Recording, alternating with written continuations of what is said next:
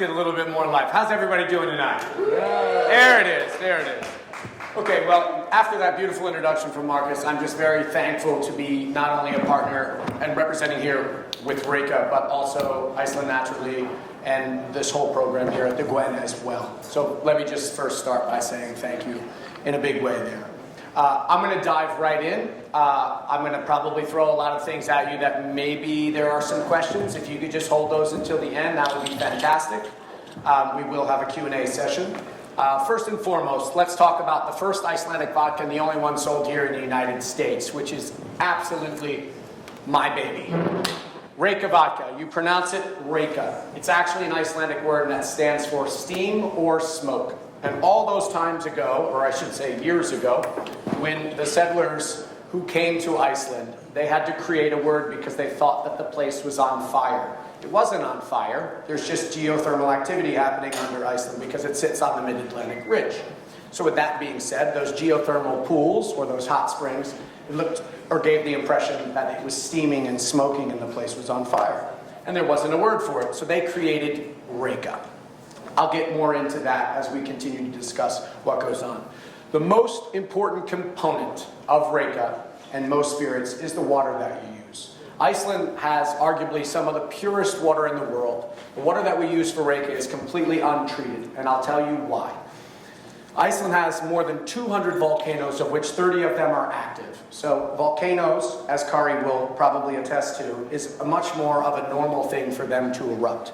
I draw a parallel, although there's no scientific information, to like an earthquake in Southern California. It's more like a common thing. So earthquakes in Iceland happen quite frequently, and they're not really a big deal. But what that does to creating this most beautiful water, which is Arctic spring water, is it allows the water to come down through 4,000-year-old lava rock, and Mother Nature filters it for us. So what happens there in terms of the science is all the impurities stay in the rock, or the lava rock, and then the beautiful, pure water comes out the other side. That actually makes up for about 60% of not only just Reka, but vodka in general.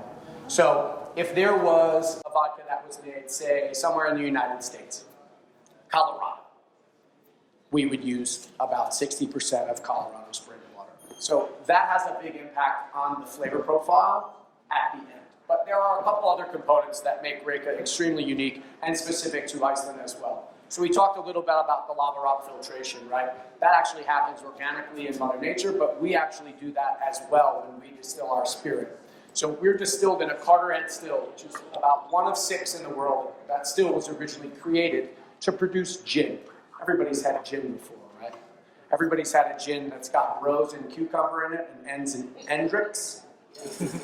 You've heard of this little gin before, right? Well, actually, we share the same still that they use in a 2-part process to produce Hendrix gin. And we're like the little brother of Hendrix gin. But this isn't a class about Hendrix gin. This is a class about Reka vodka. So I digress.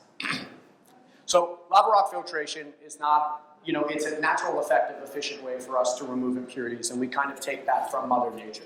The other component to that, we already discussed a very little bit, with geothermal energy. Our distillery is 100% powered by geothermal energy, leaving no carbon footprint whatsoever. So we basically harness the core temperature of the planet to distill our vodka, leaving, as I said, no pollution. We leave it the way that it was before we had it, even after we get to enjoy the drink. So those are the 3 big kind of components or the big call-outs about Reka. But we are made in a very small batch. What does that question mean? It means that we're distilled one time, producing 1,000 liters or 255 cases. And for the category of vodka, that's very unique because that usually occurs in a continuous process which goes on and on and on for hours. Ours takes 6 hours and produces this beautiful vodka, of which you will taste these gentlemen making you guys some cocktails. Arctic spring water, lava rock filtration, geothermal energy, made in a small batch and in a Carterhead still. That, in its whole, is Reka vodka. Has anybody had it here before? 2, 3, 4, 5, 6, 7. 7. Good. That's a decent portion of the room. It's been around for about 10 years, and as I said, it came out around the same time that Hendrix Gin did as well. So we're trying to build a brand and just spread awareness, and this is a perfect partnership to be able to do that with everybody from Iceland. The last kind of thing that I'll say, just to kind of put it into perspective, because I don't know if anybody's going to touch on it, but Iceland is about the size of the state of Virginia and only has approximately 330,000 people, of which 75% of them live in a 45-minute driving radius of Reykjavik, which in Icelandic translates to, can anybody guess what it translates to? Steam City. Steam City. City, you're very close. Any other guesses? No? I'll buy you a drink if you get it right. Anybody want to guess now? Yeah, Stevie Bay, Smoky Bay. That's it. I owe her a drink. Awesome. Guys, thank you very much. I will be around for any questions if you have any. But I am going to turn it over to Jason, the head bartender here at the Glen. Thank you guys very much. Hi there. How's everybody today? Good. Welcome to the Glen. Thank you for coming out for this demonstration to show you how to make some cocktails at home, hopefully, right? All right, so let's start off with a drink that we have right here. It's called the Reka Rhubarb or Blueberry Sour. It's basically a spin on a whiskey sour. You guys ever had whiskey sours before? So the way that I do it here is a little different than what you'd find if you went to a typical bar and then you sweet and sour mix and pour it into a drink. That is not the way to do it. What we do is go back to the old school. The Glen is very focused on the 1930s era. As you can probably tell by looking around at the Art Deco style we have here at the hotel. So the drink that I have created is actually going to be a nod to that era. Also, I incorporated rhubarb and blueberry into the drink because those are very popular in Iceland. So I wanted to incorporate those into the sour to kind of bring that kind of feel of Iceland in as well. So to start, I'm going to get our shaker here. Now, whenever you're doing a cocktail, it's always smart to start with the least expensive ingredient, just in case you mess up. You don't want to start with the vodka, mess up, then you have to pour it out and start over again. So you want to start with the least expensive ingredient. What I have here is a blueberry rhubarb syrup that we made in-house.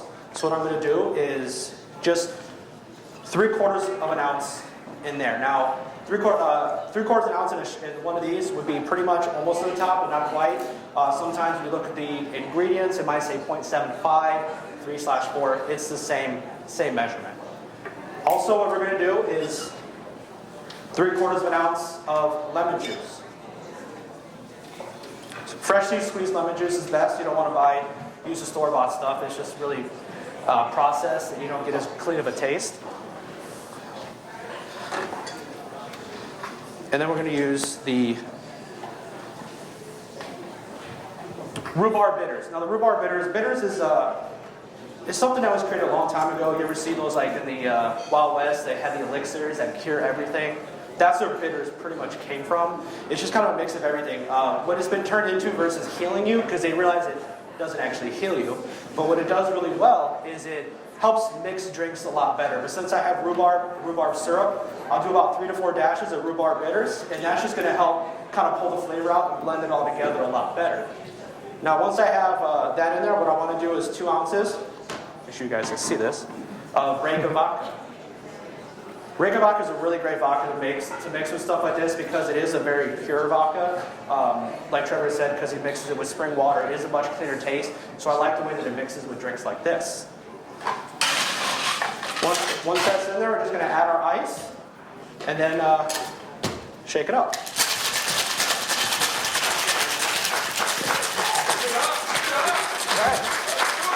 The louder you clap, the more I shake, so. All right, so once we got that nice and shaken up, we're going to grab our black. Actually, what we're going to do is we're going to go ahead and empty this out into another container.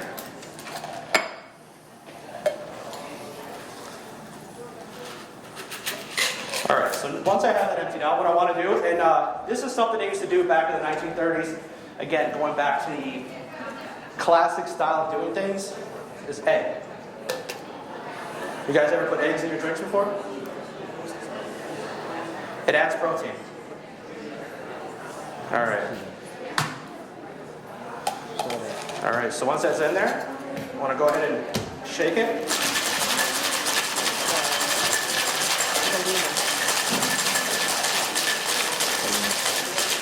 Now the egg isn't really going to affect the taste too much, but what it does is it adds a different kind of consistency to the drink.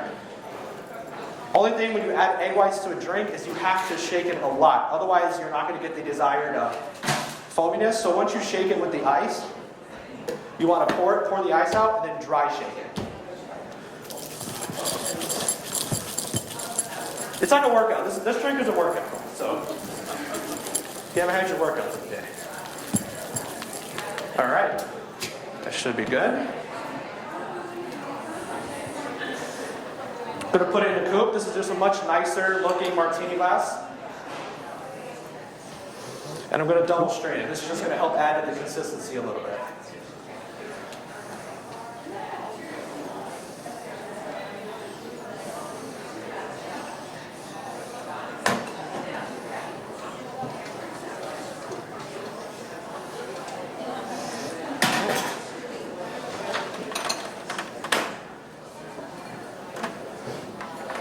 Now that I got the cocktail created, it's time to go ahead and do the garnish. I mean, the garnishes don't really add any taste to it, but it does make the drink look a lot cooler. So what I'm going to do is take a lemon, and I want to use just a peeler, get a nice thick peel.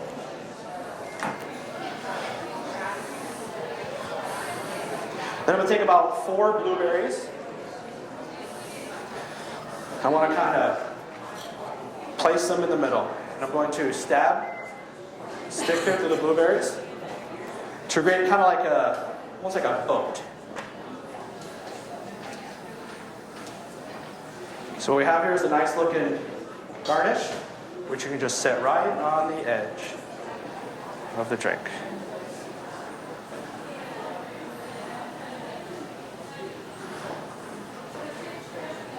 There we go. So let's see, Reka Blueberry Sour. It's going to be semi-sweet. You don't have to use the egg white if you don't want to. Again, it is a preference. I like the way it affects the consistency, and that's how you get that foam top. So we're going to hand out some samples of the Reka Blueberry Sour so you guys can get an idea of what it tastes like. But I'm going to steal that one, and I'm going to give it to the woman that got the question right, because she deserves a cocktail. Just saying. That's not bad. That's good. You have to tell us how it is. This drink's for life. Jason knows what he's doing. I'm waiting in anticipation. Is it good? It's a good summer drink, right? It's almost like a popsicle. So I'm going to have some samples of those come around for you to taste. In the meantime, I'm going to go ahead and turn it over to well-known mixologist Kari Sergeson from Iceland, and he can go over a specialty cocktail that he created for you as well. Thank you very much. Good job. Good job. My hands are sticky, sorry. Okay, hi guys, how you doing? Hi, Corey. Hey! Okay, so my name is Kauri. I am from Iceland.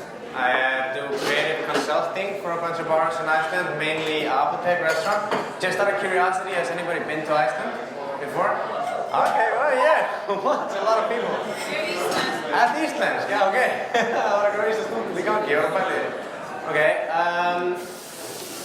just gotta clean up a little bit. So, Trevor already gave a very impressive speech about Reka. So I just wanna give you guys a little introduction to Brennivine before I get into my drink. So I always love when I do these North American tours, or just any tours in general, is when I get to use both Reka and Brennivine.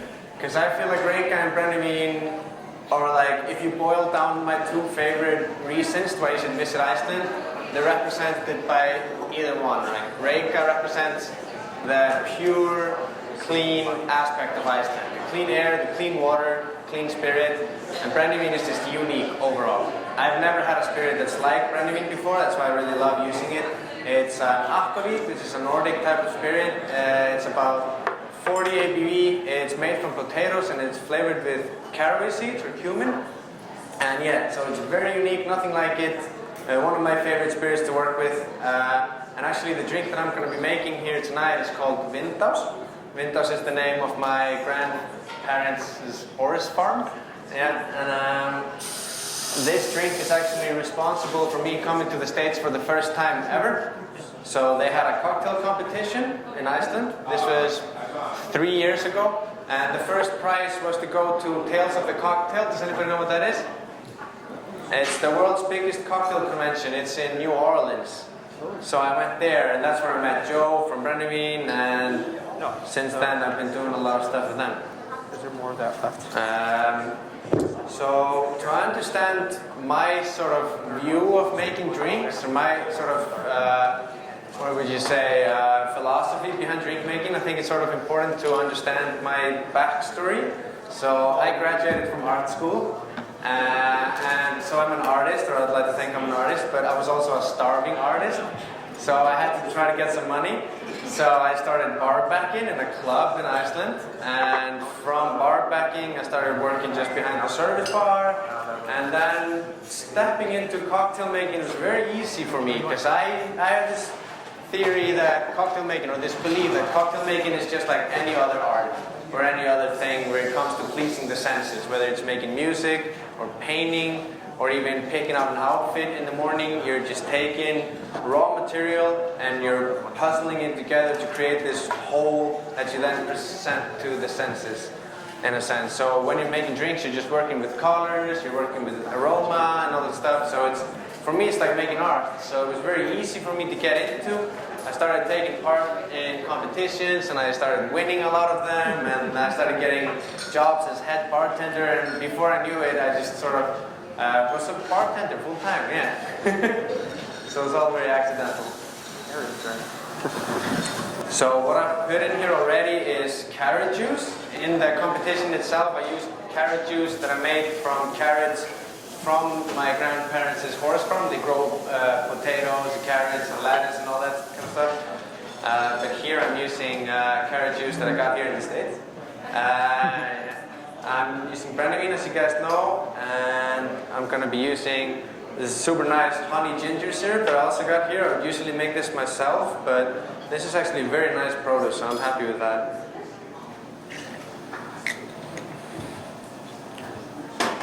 And then I'm going to be adding a little bit of yuzu.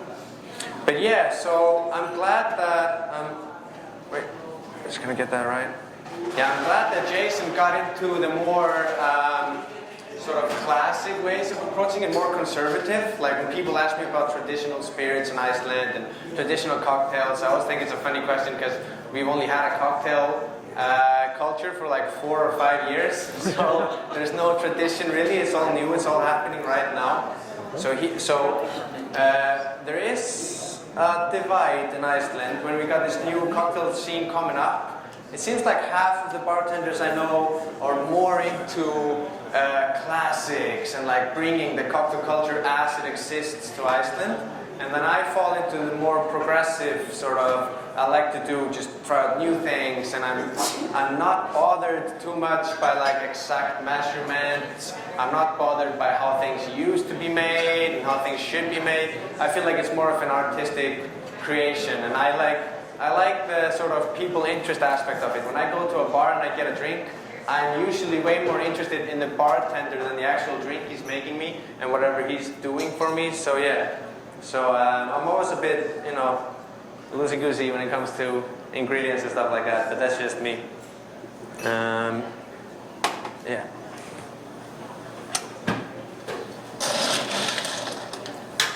I'm gonna finish this drink off with a little bit of black walnut bitter.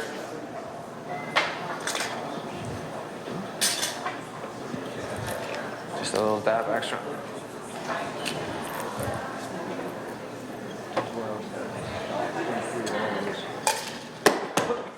So always important to not forget to cool your glasses, like I totally forgot to do right now.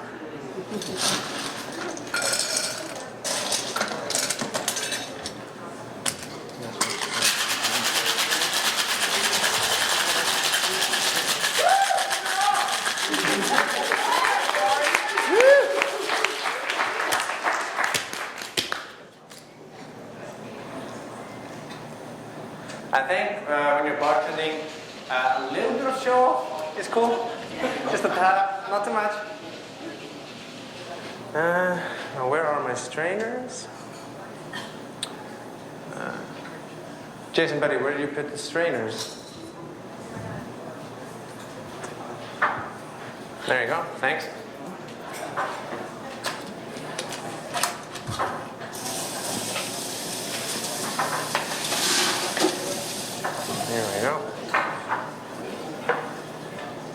So yeah, at my place back home, Apotek restaurant in Reykjavik, our two biggest sellers are Vindás, this drink right here, and Diligent.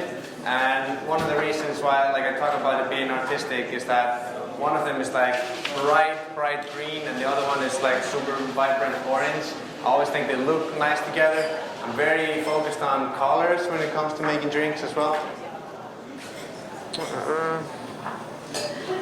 There we go.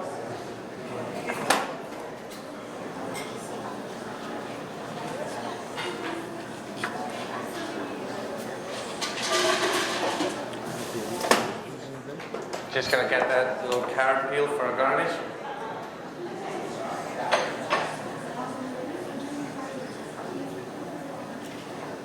Alright, there we go. So like I said, Brennivin is the most unique spirit I've ever worked with. It's my favorite spirit by far. And Reyka is the one that Jason was doing. And so for the last drink, we decided to team up and do a half Chicago, half Icelandic drink. So we did a collaboration. So yeah, I'm just going to talk to you guys a little bit more about myself and the cocktail culture in Iceland while Jason is going to start working on that drink. But yeah, enjoy it, guys. You have the windows in front of you. So yeah, cocktail culture in Iceland right now, I think, is getting super competitive.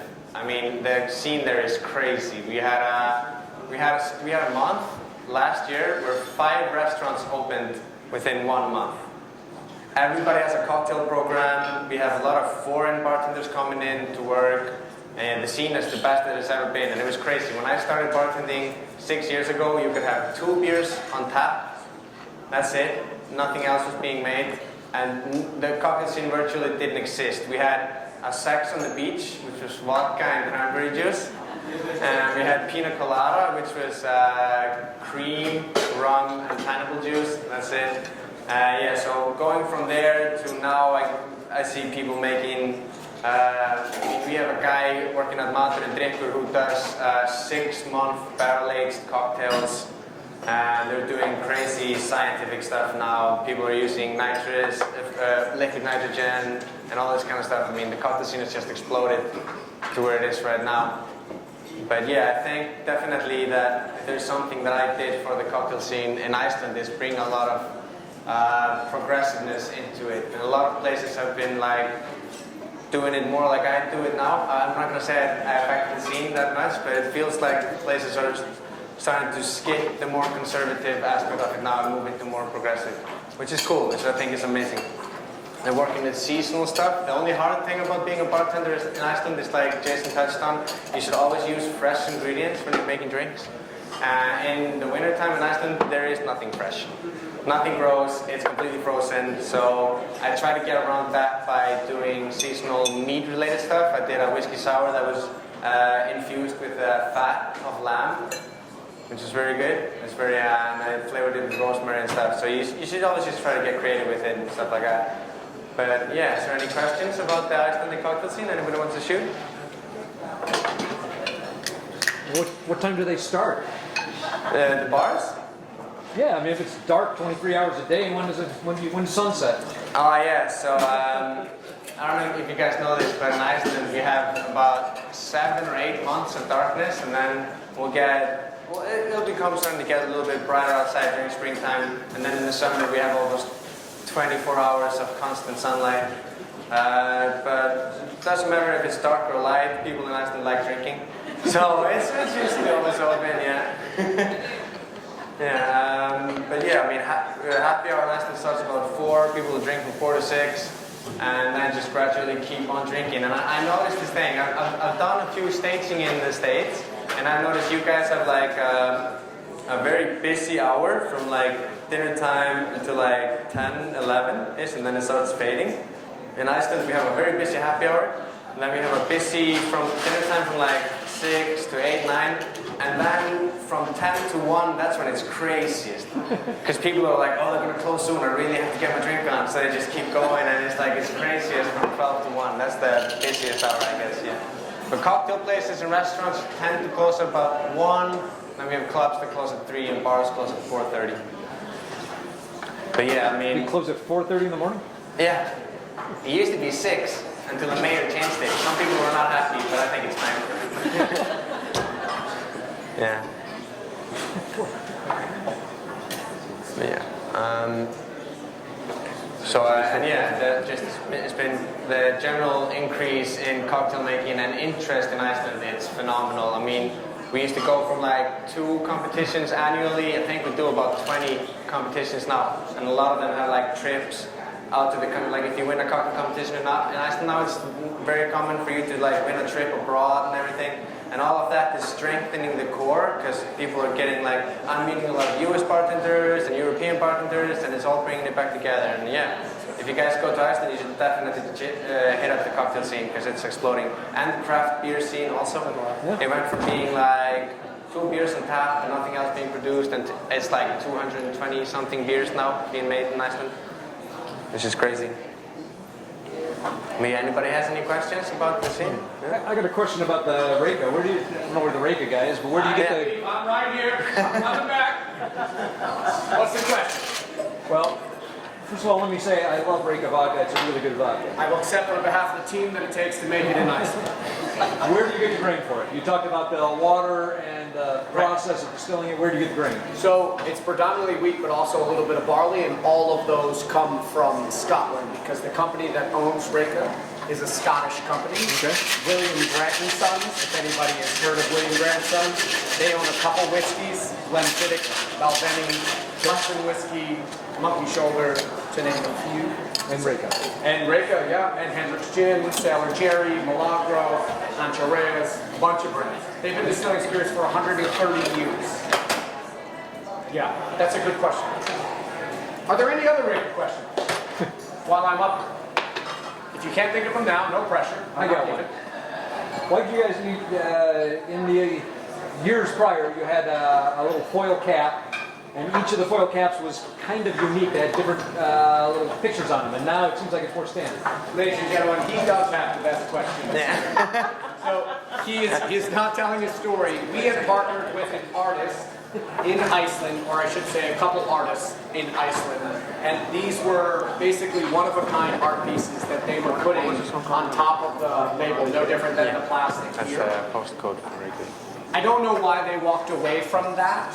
I think it was something to do with, just kind of evolving the brand and the packaging. But if you go online, you can find there are many photos of a whole list of them. I love them. Yeah. I think they're amazing. I should share bring your them back. opinion. But unfortunately, they are no longer in existence. But You could employ this guy as the artist, Yeah. Exactly. instead of as a bartender. So I wanted to just kind of cut in real quick and let you know the drinks that we've put out in front of you is the collaboration that Carter was talking about. This is it's called the 101 RBK. It is a 3/4 ounce Brenniman, 3/4 ounce rosemary infused Reka vodka. Because Reka is such a clean vodka, as I've mentioned before, it does make it a lot easier to infuse rosemary into it. We also are going to do 1/4 ounce of cayenne pepper syrup, 1/4 ounce of lime juice, and then 1/2 ounce of elderflower liqueur, which is Saint Germain, which you can use Saint Germain or Chase elderflower, either one, and then shake it up and top it off with. I like to use a grapefruit juice, but I like to use a semi-sparkling grapefruit juice versus your traditional grapefruit juice. It's going to give it just a little bit, kind of a cleaner taste, along with a muddled cucumber. To shake everything up and pour it into a glass, and good to go. Yeah, like Jason said, the name of the drink is, thanks, it's 101 Reykjavik. That's the postcode. If you're a cool kid in Iceland, you're from 101. That's like the hotspot area, that's where all the bars are. I love doing these collaborations to bring in both a hint of Iceland and then get like a Chicago touch on it. But like I said, just to touch on it one more time, for those interested in making cocktails at home or at your restaurant, my #1 tip is just don't be afraid. Just try whatever. Anything is a cocktail. It's like, just imagine you're gonna go painting or making a piece of music or picking on your outfit or whatever. Just go for it. Try whatever. For my personal advice, don't get too caught up in conservative ideas of how it should be, and just try to explore your own ideas about it. And yeah, so that would be my #1 tip for you. Great. Any other questions at all, or I mean, if we can open up for some you ready to go home and make these cocktails for yourselves then? Are there any questions? No? Specific questions or random questions? Okay. Go ahead. We were in Iceland, we were all there, and we bought a bottle of Brennan and a bottle of Burberry before. Yeah. Oh, what to do with it? That's cool. I often recommend getting Crowberry liqueur. It's made by Reykjavik Distillery. It's made by a super cool guy called Snorri. He was a mechanical engineer, and then during the financial crisis, he lost his job, and he was like, shit, what am I gonna do? So he just decided, I'll make liquor, and he started making liquor, and it became super successful, and he's doing great products. So for you guys that don't know what Crowberry is Arctic berry. It's similar to blueberry, but it's more bitter, and it's got a more dry aftertaste. But other than that, it's pretty similar. But to do with it, it depends. If you want to do something simple, you can make a super nice Kir Royale with it. But my favorite thing to do with it, because my favorite drink is Negroni. Do you guys know Negronis? Yeah, so my favorite drink in the world is a Negroni, and that's equal parts Campari, gin, and red vermouth. And I think I always put like 1-2 centimeters of Crowberry liqueur in there because it fits perfect. Because Negroni is both sweet and bitter, and that's exactly how the Crowberries are. They're a little bit bitter, a little bit sweet. So yeah, put it in Negroni, make a Kir Royale. Tons of things you can do with it. You can even put it in a vodka soda if you want to go super simple. Or make a Crowberry whiskey sour. Yeah, that's what I said. I mean, to be honest, the best way to make drinks is to experiment. You're going to make really bad stuff. I made really bad stuff and served carp. I've never made bad stuff. I did make bad stuff, yeah. So, and that's kind of how you learn. And once you get used to the spirits and the juices and the bitters, and you can make your own syrups. I mean, there's just so many possibilities of the different things you can do. And a lot of cocktails are even just variations of other cocktails. I mean, you can really just get really, really creative and kind of, just throw anything in there and see if it works. Yeah, essentially whatever you practice, you get good at. And I feel like a lot of people that I've talked to, they feel hindered by the fact that there seems to be a lot of rules and how-tos in bartending. So my idea about that is always just skip that. It's just whatever you practice, you get good at. So just go for it. Just try to make stuff, see what you like, get artistic with it. That's my opinion. Alright guys, we have some questions. I just want to jump in quick from our Facebook Live audience. Okay. I'll have you guys repeat it since I'm a little bit of a quiet voice. So they want to know what the closest spirit is to Brennan in America. In America? Okay, so The question was, what's the closest spirit to Brennan in America? I'll let Kari handle that one. It's hard to say. So I've had. Are they asking specifically American brand, or just something you can get in America? No, just something close if they can't find Brennan. Joe, what was the name of that aquavit? The yellow one? What? Yeah, Crostats. I guess. I mean, aquavits tend to be very similar. For those of you who don't know what an aquavit is, let me talk about it one more time. It's a Nordic spirit. Brennan specifically is made from potatoes. Some people think aquavit, there's not a lot of basis for this, but some people think that aquavit is the basis of whiskey, and because whiskey used to be clear before they put it in barrels. And so there are some old Irish documents that are talking about whiskey, but they refer to it as aquavit, so some people think that. But yeah, so, I mean, you can find some aquavits. I've seen different, I think one is called Linds. I've seen some different aquavits, but yeah, just whatever aquavit you can get, go for that. Yeah, Brennan is definitely a very unique spirit.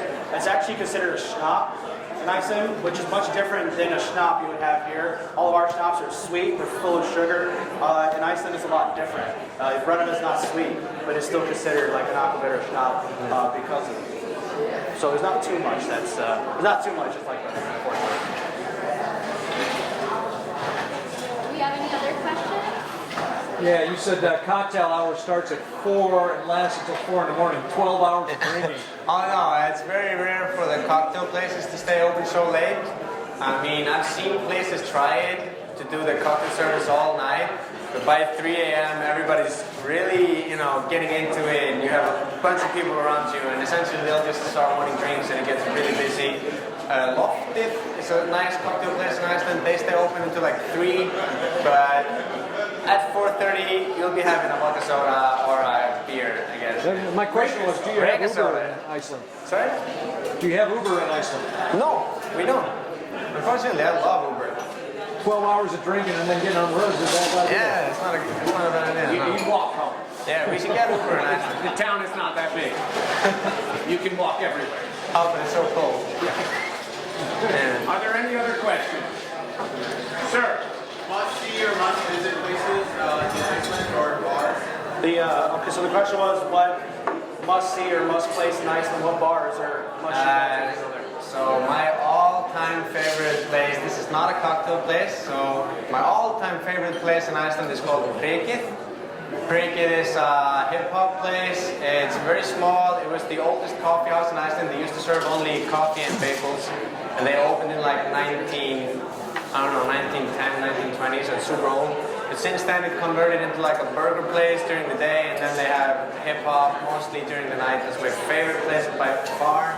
But for cocktails, I mean, I'm totally biased, but Apotec restaurant does amazing cocktails. We've won, since opening, we have consecutively won best cocktail place in Reykjavik from the Reykjavik Grapevine. Apotec, Austurstræti, yeah, Apotec restaurant.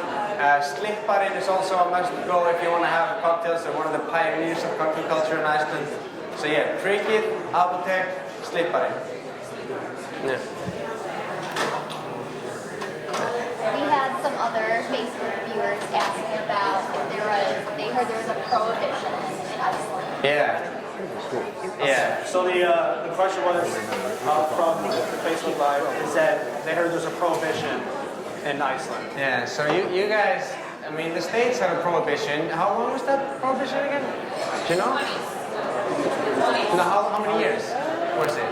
It was not that long, like 10 or 12 years, 14 right? years. Was it? Whenever I ask somebody from the States, they always give me a different years. Yeah, we had prohibition in Iceland for 78 years. We had prohibition from 1915 until 1989. Wow. Yeah, but it was only on beer and wine. So they couldn't make beer, they couldn't make wine, but sure, you can make 40 ABV spirits. So brandy was being made the entirety of that time, but it's called the Black Death in Iceland because just how cigarette packets now come with a warning label in front of them. They were making brandy, but they still didn't want you to drink it, so they put like a menacing skull and crossbones logo in front of it. Yeah. As like a warning sign. So that's why it's called Black Death. But yeah, we had prohibition for 78 years. And I always think it's funny. I do beer tours in Iceland also. I tour guide around doing beer tours in the city. And I always think it's very funny because you guys had a short-lived prohibition, but you got so many cool things. You got bitter culture, you got speakeasies, you got a ton of different cool things that sort of came as a result of it. The only thing we got in Iceland was what we call the old beer, which is non-alcoholic beer with a shot of vodka in it. That's what people used to drink. Yeah, that's what people used to drink to get around in. That's the only living legacy of our 78 years prohibition. So yeah, pretty bad. Yeah.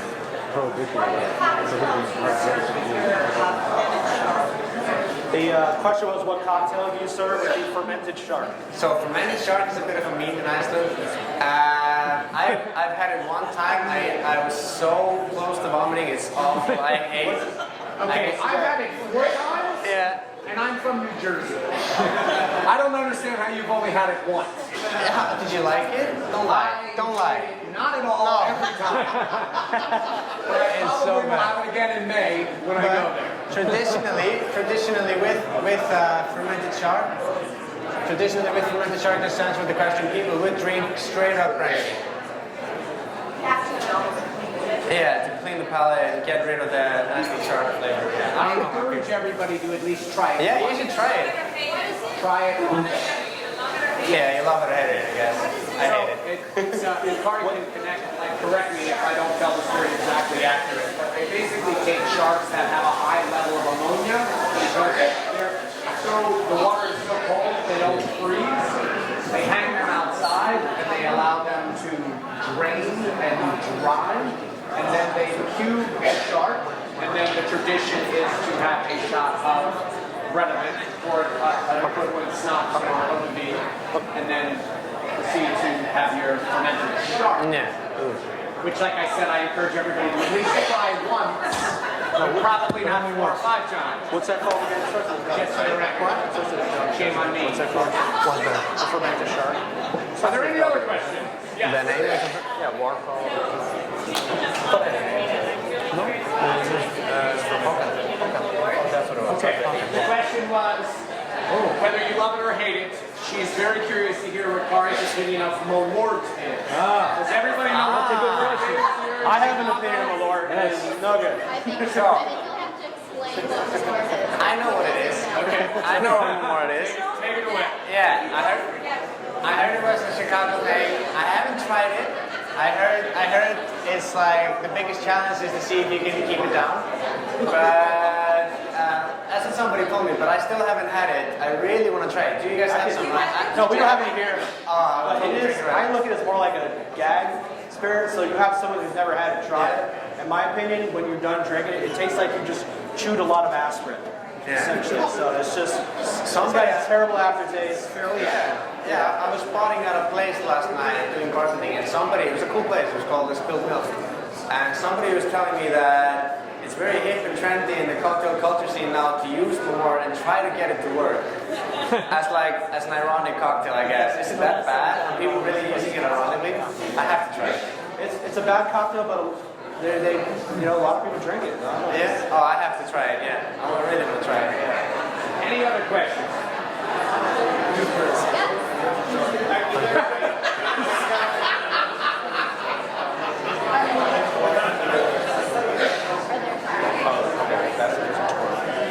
Oh yeah. They want to know if you can tour either facility in Iceland. All right, so the question was, can you tour either Brennivin or Reka facilities in Iceland? So, Riga, you can. We're not technically open to the public, but I have been slowly starting to organize tours of the distillery with the master distiller from time to time, but we are completely on his clock because he is the man behind every bottle of Riga. I say the joke right, I accept on behalf of the team. Our master distiller is a father of 3, a policeman, a fire personnel in Iceland, and also the master distiller of Reka Vodka, which makes every single bottle. So as I said, it's not open to the public. We're contingent upon his schedule. So if you are interested, give me your information. If you have plans to go to Iceland, I'd love to attempt to set up a distillery visit. For sure, but I cannot make any promises. What about Brennivin, Joe? For Brennivin, we actually have very much the same situation. However, in the facilities in Borginnes, which is a bit of a ride from Reykjavik, but in our Reykjavik facility where we age Brennivin and we also brew our micro beers, we do have an English language tour every Friday afternoon during the high season. So that we can absolutely do. You may even be able to get a taste of some of the Brennivin that we're aging in different barrels. Things we're coming up with, usually for Christmas release. And we're hoping at some point to be able to do, like Trevor said, kind of arrange a time where we can actually get up there and bring people. But during the high season, Friday afternoons, we recommend that you take a taxi or a bus there because you will not be driving back. Just for those in the back who might not have heard Joe, I'm just going to repeat it real quick. So in Iceland, every Friday afternoon, you can do a tour of Ölgerðin, where they barrel age Brennivin, and where they also have a microbrewery for beer. And Joe especially recommends arriving in a taxi. Yeah. Because you won't be able to drive yourself home. Yeah. We have time for one more question. Does anybody have one? Yeah, over there. Over there. Question? Sir. What is yuzu? Yuzu? Yuzu juice. Want me to explain? So yuzu is Asian citrus. It comes from Asia. It's smaller and more dense than a lime, and it's also way more sour. if you try biting into fresh yuzu, it's unbelievably sour. It just makes your face all come together. But yeah, so it's an Asian citrus fruit. When I was making Vintas, the cocktail, I just wanted to do the bright orange. That's all I knew. Before I started, I just had a color that I wanted to do, and that's all I had figured out already. So I started from orange. I figured out I should do carrots. From carrots, I moved on to like pairing stuff that fits, and yuzu fits amazingly with carrots. So that's where it comes in. Okay. We're going to turn it back over to Marcus, guys. Thank you. So real quick, sorry. Whenever you are on social media tonight, just make sure, if you would, just do hashtag Taste of Iceland. We much appreciate it. Thank you very much. Sounds perfect.